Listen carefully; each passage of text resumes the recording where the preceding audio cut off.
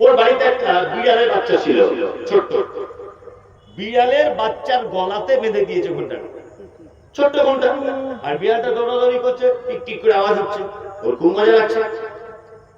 এখন বিড়ালটা ঘুরতে ঘুরতে ঘুরতে ঘুরতে পাশের বাড়ি একটা স্বর্ণকার যে সোনার কাজ টাজ করে এর বাড়িতে গেছে। ঘুরতে ঘুরতে স্বর্ণকার বিড়ালের গলার দিকে তাকিয়ে দেখছে, এটা সোনার ঘন্টা।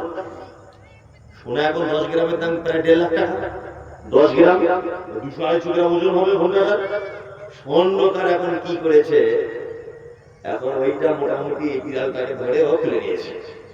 আর জেলে এখন খুব মোটামুটি খোঁজাখুঁজি করছে, আমার সেই বিড়ালের ঘন্টাটা কোথায় গেল। তার জেলে একদিন খুঁজে বাদ দিয়ে দিয়েছে, ওদের জেলে বাদ দিয়ে 10 টাকার ঘন্টা গেল। আচ্ছা বলো, ওটা যে সোনার ঘন্টা এটা যদি জেলে জানতে পারতো তাহলে বিড়ালের গলায় বাঁধতো? হ্যাঁ, বাঁধতো না। তার মানে যে চিনেছে সে ঘন্টা খুলে নিয়েছে, আর এ চেনে না বলে কার গলায় বেঁধেছে? বিড়ালের গলায় বেঁধেছে। বর্তমান মুসলিমদের অবস্থা ঠিক তেমন, বিশেষ করে ইমানদারদের অবস্থা ঠিক তেমন। কোরআন যে কত মধুর বাণী, সারা পৃথিবী যে এর থেকে রিসার্চ করে হাজার কিছু আবিষ্কার করে দিয়েছে। আর এর অবস্থা কি? মুসলমানদের এখনো কাঁচা পেঁয়াজের হাদিস খুঁজছে, যে কাঁচা পেঁয়াজকে মসজিদে যাওয়া যাবে, হাদিসটা কই একটু সালাম বলে দেন তো। তোমার মেরে মাথার মগজ বার করে দেওয়া দরকার। সারা পৃথিবী এর থেকে গবেষণা করে আগে বেড়ে যাচ্ছে, আর এখনো কাঁচা পেঁয়াজের হাদিস খুঁজতে এসছে 60 বছর বয়স। কি অবস্থা! তার মানে কোরআনটা যে অমূল্য বাণী, এটা আমাদের কাছে, এটাই নেই আমাদের কাছে। মুসলিমদের অবস্থা কোন পর্যায়ে পৌঁছে গেছে আমার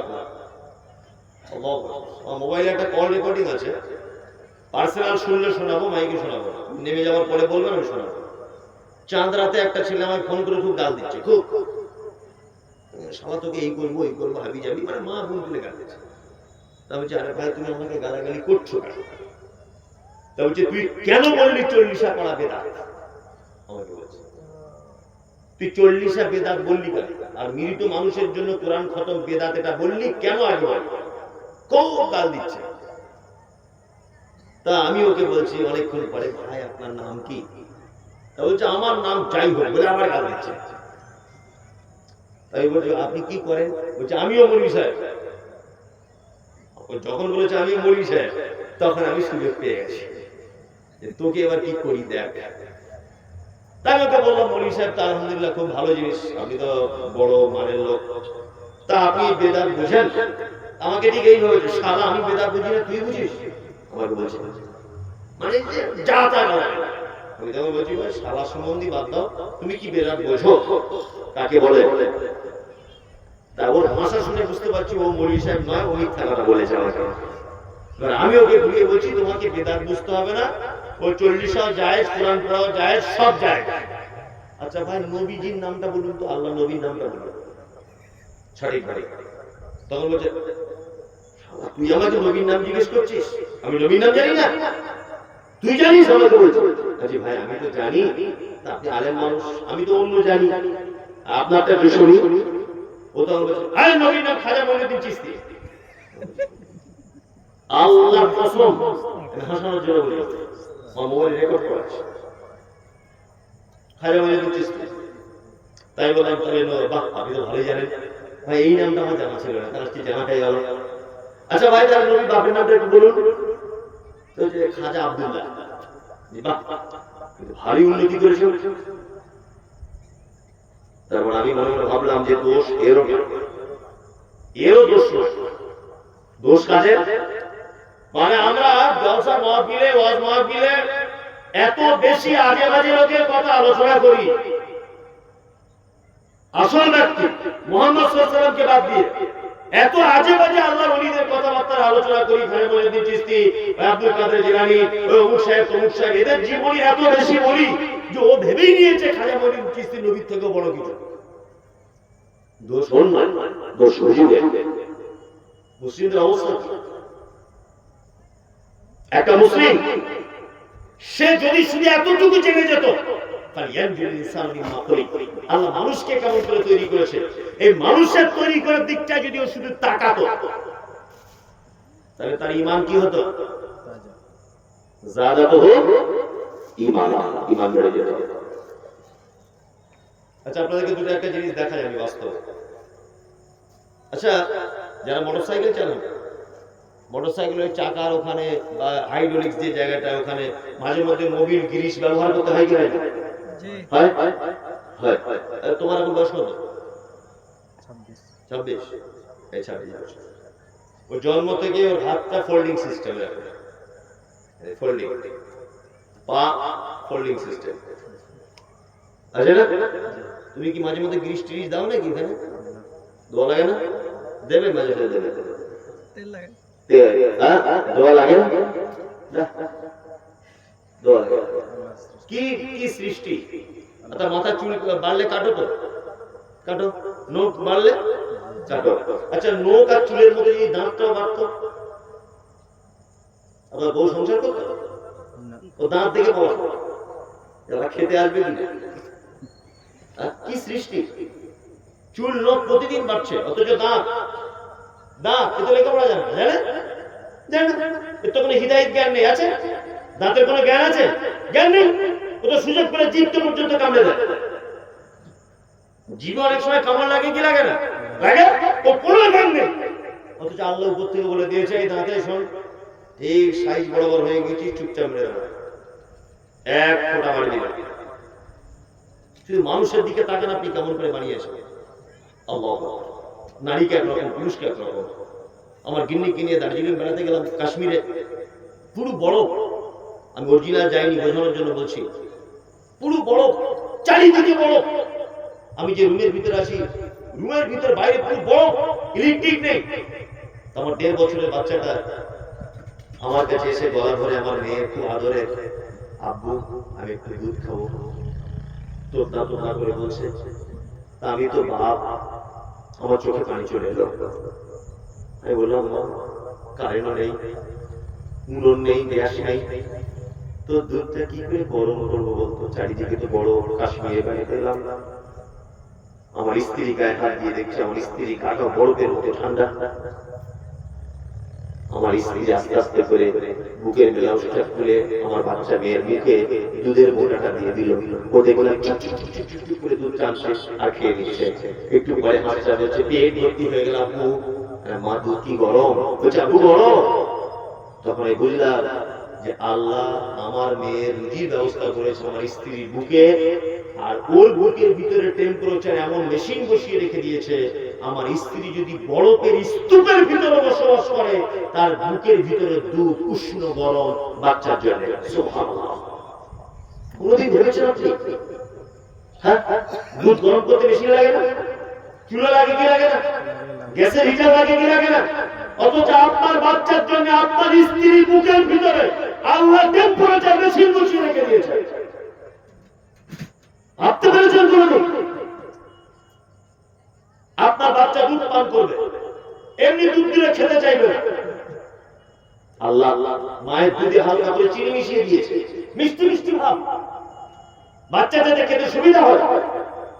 অন্য দুধ দিলে যতটা খাবে, মায়ের দুধটার থেকে বেশি পান করবে। এগুলো আল্লাহ নিদর্শনাবলীর মধ্যে পড়ে কি পড়ে না?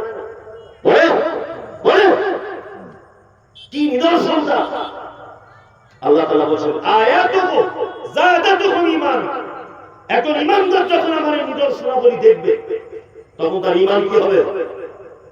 হ্যাঁ, বেড়ে যাবে, বেড়ে যাবে তার ঈমান। আমরা শুধু বউ বাচ্চা নিয়ে দীঘায় বেড়াতে যাই। এখানে কেউ গেছেন দীঘায় বেড়াতে? অনেকজন গেছে। আর গিয়ে হাত কান পরে সমুদ্রে গিয়ে গোসল করছে, আর বউ ছোট ব্লাউজ পরে গোসল করছে। কি ইমানদারের বেটা! বউকে আর বাড়ি গোসল করানোর জায়গা পেল না, ওইখানে গিয়ে হাত কান পরে বউ লেগেছে আর ও লেগেছে, দীঘা বেড়াচ্ছে। এই, তুমি যে দীঘায় বেরিয়ে গেলে, ওখানে কি আল্লাহকে দেখতে পাওয়া যায়? তুমি জানো না? ওখানে আল্লাহকে দেখতে পাওয়া যায়। ওখানে আল্লাহ নিদর্শনাবলী রয়েছে। কখনো পানি জোয়ারের গতিতে, কখনো ভাটার গতিতে, কখনো 50 ফুট পানি নেমে চলে যাচ্ছে, আবার কখনো একেবারে ভাটার গতিতে উঠে চাপ চাপ করে রাস্তার উপর দিয়ে পানি পড়ে যাচ্ছে। এগুলো ভেবে কি ইমানদারদের ঈমান বাড়ার কথা কি কথা না? আল্লাহ বলছেন আয়াতুহু, আয়াত বলতে নিদর্শনাবলীকে বোঝানো হয়, আয়াত মানে নিদর্শনাবলী। এখান থেকে মুহাদ্দিসিনগণ আরেকটা ব্যাখ্যা করেছেন, সেটা কি যে একজন ঈমানদার কোরআনের আয়াত শুনলেও তার ঈমান বাড়ে। কোরআনের আয়াত শুনলে ঈমান বাড়ে? হ্যাঁ, কোরআনের আয়াত শুনলে তো ঈমান বাড়ে না, বরঞ্চ রমজান মাসে 2 পাড়ার 2 ইমাম সাহেব ফোন করে শুধু বলছে তোমার আজ কত মিনিট লাগলো তারাবিতে? হচ্ছে 35 মিনিট। বলছে আমার আজকে 24-এর মধ্যে হয়ে গেছে। ও তাও বলছে তাহলে কালকে আমি অ্যাকশন করে দিচ্ছি। নো, তারপরে দিন 22 মিনিটে শেষ করে দিয়েছি। কি কোরআন পড়া হয়? অথচ আল্লাহ কি বললেন? আয়াতুহুম যাদাতুহুম ঈমানা। ঈমানদারদের সামনে যখন কোরআনের আয়াতগুলিকে তেলাওয়াত করা হয়, লোকটি যদি প্রকৃতপক্ষে ঈমানদার হয়, আল্লাহ বলছেন যাদাতুহুম ঈমানা, তার ঈমান সাথে সাথে বেড়ে যাবে। আমি তার জ্বলন্ত একটা প্রমাণ নিজে ভুক্তভোগী। নিজে উত্তর দিনাজপুরের একটা লোক আমার সঙ্গে হজ করতে গেছে। লোকটা একেবারে মূর্খ, একেবারে অশিক্ষিত, লেখাপড়া জানে না, 70 বছরের কাছাকাছি বয়স। তা কাবায় যখন তওয়াফ করছি, কাবাতে লোকটা কতবার আমার জামার কলার ধরে রাখে, আমার জামার কলার ছাড়ছে। আমি ওকে বললাম, চাচা আমাকে একটু আপনি অসুবিধা করছেন না? আপনি আমার কলার ধরে রাখছেন, আমি তওয়াফ করতে পারছি না, অসুবিধা হচ্ছে, আপনার অসুবিধা হচ্ছে। তখন শুধু একটা কথাই বলছে, বাপ আমি লেখাপড়া জানি না, তা জীবনে কোনোদিন আসিনি, আমি যদি হারিয়ে যাই, আমার 3 বিঘে জমি ধান লাগানো আছে, তাহলে কি হবে? ও শুধু আর লোকের আর চিন্তা, আর ধানের চিন্তা।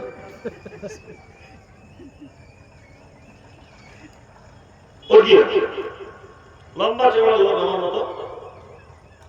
আর কাবার ইমাম, ফার্স্ট যিনি ইমাম ডক্টর আব্দুর রহমান আসুদাই হাফিজাহুল্লাহ, তিনি এখন আর ইমামতি করেন না, এখন শুধু শুক্রবারের দিন জুমার খুতবা দেন। আর ওই দেশের টোটাল বিচার ব্যবস্থার দায়িত্ব ওনার হাতে, উনি দেশের বিচারপতি, উনি এখন আর ইমামতি করেন। তা আগে আগে যখন আমরা উমরায় গেছি, হজে গেছি, তখন ওনার কেরাত শুনতে পেয়েছি। সুবহানাল্লাহ, ওনার কেরাত, ওনার পিছনে যদি কেউ সালাতে দায়ী করে একবার, তা মনে হবে 1 রাকাত সালাতে আমার 5 লাখ টাকা শোধ হয়ে গেল। এত সুন্দর তেলাওয়াত। আর ওনার সবথেকে যেটা ভালো বৈশিষ্ট্য, যখনই আল্লাহ কোথাও জাহান্নামের আয়াতের কথা বলে যে জাহান্নামীদের এই সাজা আছে, কিয়ামতের দিনে এই হবে, উনি আয়াতগুলো তেলাওয়াত করতে পারেন না। আমি নিজে চোখে দেখা, নিজে কানে শোনা, বাচ্চা ছেলের মতো হাউ হাউ হাউ হাউ করে কাঁদে নরম হৃদয়ের মানুষ।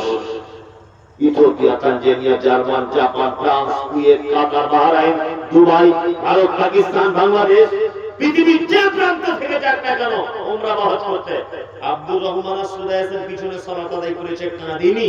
আমার মনে হয় এরকম কোন হাজি সাহেব নেই। 30 সেকেন্ড 40 সেকেন্ড কেরাত বন্ধ, কেঁদেই যাচ্ছেন আব্দুর রহমান সাহেব। জাহান্নামের রাত যখন চলে আসছে, মুসল্লিরা হাও হাও হাও হাও করে কাঁদছে, নারী পুরুষরা। কাবা তওয়াফ করতে করতে দিনাজপুরের লোকটা আমার পাশে, মানে আজান হচ্ছে, তা গোল হয়ে দাঁড়িয়ে যেতে হয়, ওটাই কাটা হয়ে যায়। তা আমার পাশে ডান দিকে, আমাদের বাম দিকে দিনাজপুরের ওই লোকটা দাঁড়িয়েছে নামাজে। আব্দুর রহমান আসুদাই সাহেব তিনি তেলাওয়াত শুরু করলেন, আমি দাঁড়িয়ে আছি।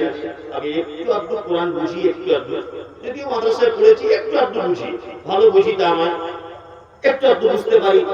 সব শব্দ বুঝতে না পারলে 2-4টি শব্দ বুঝতে পারি যে আল্লাহ এটা বলতে চাইছে। সূরা হজের প্রথম দিকের আয়াতগুলো আব্দুর রহমান আসুদাই সাহেব তেলাওয়াত করছেন। ওখানে আল্লাহ কিয়ামতের বর্ণনা করেছেন। আব্দুর রহমান সাহেব কাঁদছেন হাউ হাউ করে। আমি মমতাজুল হতভাগা, চোখের পানি ধরে রাখতে পারলাম না, আমিও হাউ হাউ করে কাঁদছি। আমার ডান দিকে দিনাজপুরের চাচাটাও দেখছি হাউ হাউ হাউ হাউ করে কাঁদছে, বাচ্চা ছেলের মতো, আমার থেকেও বেশি কাঁদছে। নামাজ শেষ করে বললাম, চাচা আপনি কাঁদছেন কেন? সত্যি করে বলুন। আমি মুতাজিলাকে একটু আগে বুঝেছি, এই জন্য কেঁদেছি। আল্লাহ তাআলা কিয়ামতের কথা বলছেন। আপনি কেন কাঁদলেন? চাচা কাঁদতে কাঁদতে আমাকে বলছে, বেটা তুমি আমার বেটার বয়সে, আমার 70 বছর বয়স, আমি লেখাপড়া জানি না, দোয়া দরুদ বেশি জানি না, আমার 1.5 বিঘা জমি মাত্র, চাষবাস করে খুব কষ্ট করে হাঁস মুরগি গরু ছাগল বিক্রি করে টাকা জোগাড় করেছিলাম হজে আসবো বলে। আমি ধনী লোক নয়, কিন্তু আমি আজকে 70 বছর বয়স, আমি 55 বছরের কাছাকাছি 5 ওয়াক্ত নামাজি। আমার জীবনে এক রেকাত, এক ওয়াক্তের জমা আমি নামাজ পড়িনি এরকম রিপোর্ট নেই। হয়তো কাজে কর্ম গিয়ে কাজা হয়ে গিয়েছে, পরে পড়েছি, নামাজ ছেড়ে দিয়েছি, এটা আমার রিপোর্ট নেই। আমি ছোটবেলা থেকে নামাজ পড়ি, আর আল্লাহকে খুব দোয়া করতাম, আল্লাহ আমাকে একটু কাবাটা দেখিও। আল্লাহ আমার দোয়া কবুল করেছে। 50-60 বছর নামাজ পড়াতে এত সুন্দর যে তেলাওয়াত হয় কোরআনে, এটা আমার জানা ছিল না। অনেক ইমামের পিছনে নামাজ পড়েছি বেটা, পাকুড়ের বিশেষ তলাতেও গিয়ে আমি নামাজ পড়েছি। এত সুন্দর যে কোরআন তেলাওয়াত হয়, এটা আমার জানা ছিল না। কাঁদছে। আমি চাচাকে বললাম, চাচা কাঁদার কারণ আছে। আল্লাহ বলেছেন, আয়াতুহু যাদাতুহুম ঈমানা। প্রকৃত ঈমানদার তারা, যাদের সামনে কোরআনের আয়াত তেলাওয়াত করা হবে আর ঈমানদারের ঈমান বেড়ে যাবে। ঈমান বেড়ে যাওয়ার ফলে তার চক্ষু দিয়ে পানি আস্তে আস্তে করে ঝরে পড়বে। চাচা তুমি এমনি কাঁদনি, তোমার ঈমান বেড়ে গেছে। আল্লাহ তোমাকে কাবায় এনে তোমার ঈমানটাকে এত পরিশুদ্ধ করে বাড়িয়ে দিয়েছে যে তুমি আজকে কোরআন তেলাওয়াত শুনে তোমার চোখ দিয়ে পানি ঝরাতে পেরেছ। আর আল্লাহ কোরআনে বলেছেন, আয়াতুহু যাদাতুহুম ঈমানা।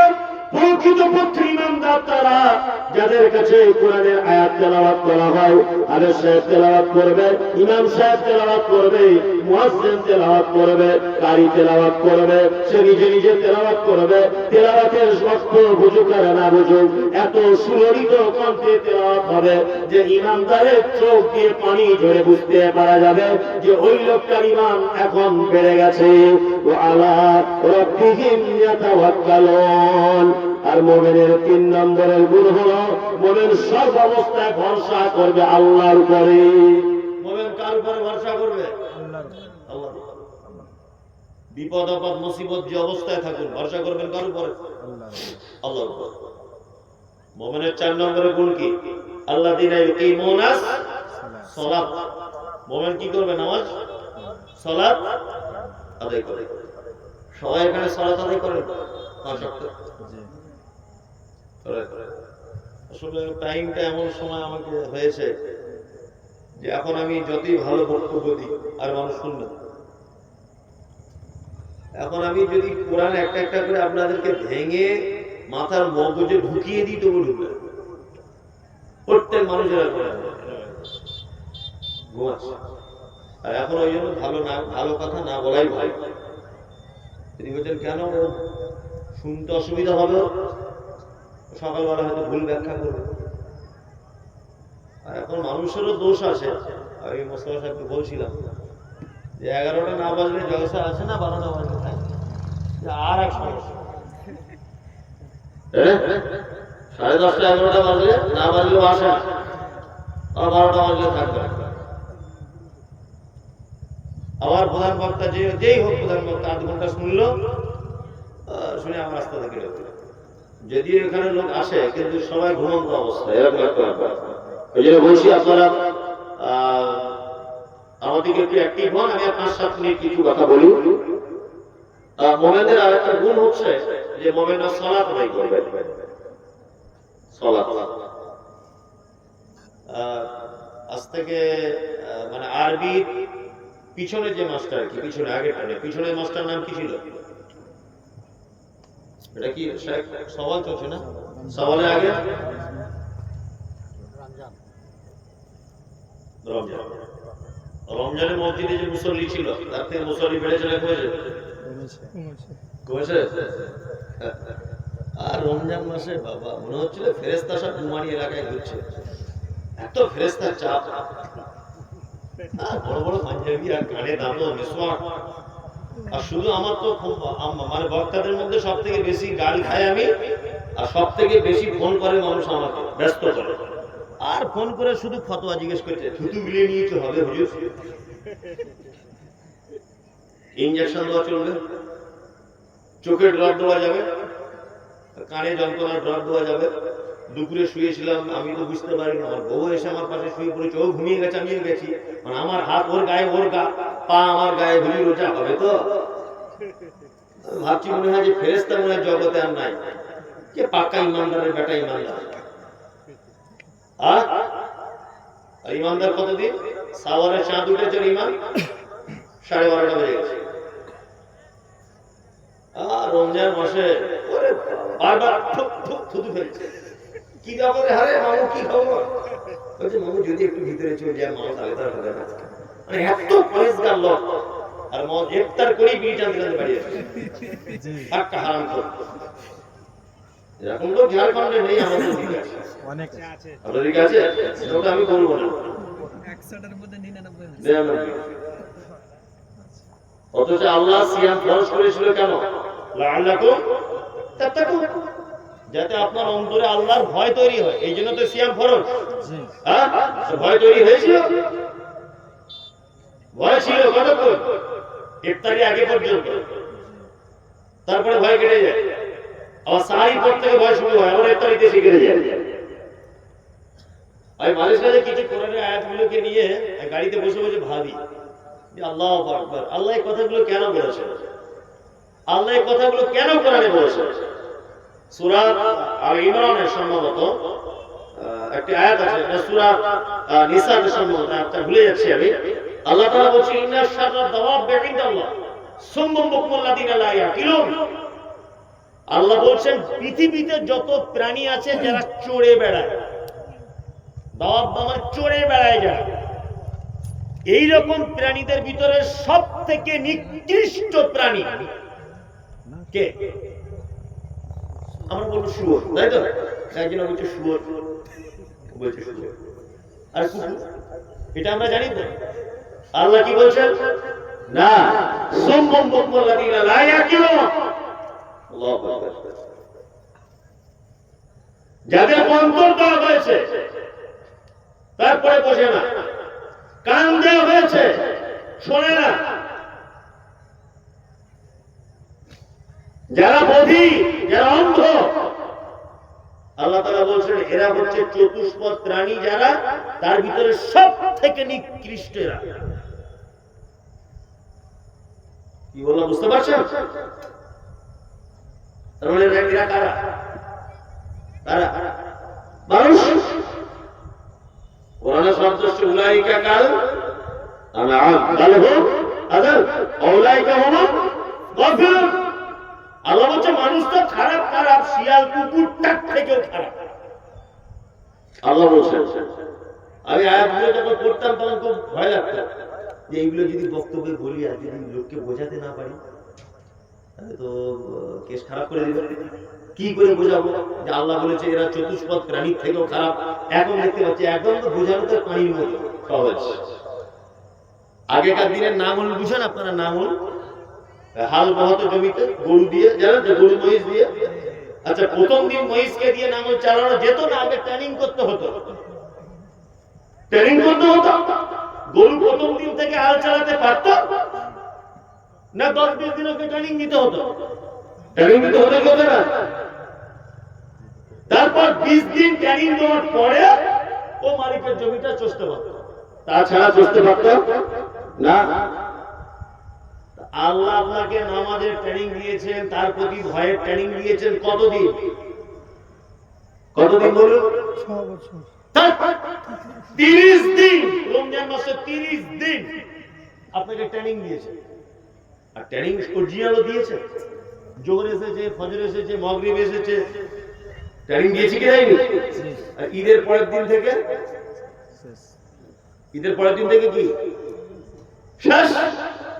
আচ্ছা, একটা গরু 15 দিন ট্রেনিং দেওয়ার পরে নাঙল চালাতে যান আপনি, ও জীবনে কোনোদিন নাঙল চালানোর আগে ওকে বলে দিতে হবে এই তুই আবার ট্রেনিং নে, সে গত বছর আষাঢ় মাসে চষেছিলিস, তুই মনে হয় ভুলে গিয়েছিস, আমার একবার ট্রেনিং রে ফের চেষ্টা হবে, এরকম বলার আগে না। চতুষ্পদ প্রাণী সার্কাসে দেখেছেন? সার্কাসে একটা তারের উপর দিয়ে একটা রাম ছাগল হেঁটে যাচ্ছে, দেখেছেন? ওকে আর বলে দিতে হয় না, মালিক 4-5 বার দেখিয়ে দিয়েছে, ও সেইভাবেই চলে। কিন্তু মানুষ এত বড় অকৃতজ্ঞ, 1 মাস ট্রেনিং নেওয়ার পরেও ঈদের চাঁদ দেখার দিনের পর থেকে পাকুড়ের সিনেমা হলে টিকিট কেটে বসে আছে, ঈদের দিনে বই দেখতে যাবে, সিনেমা দেখতে যাবে। কি বলছি বুঝতে পারছেন? তারা সনাতন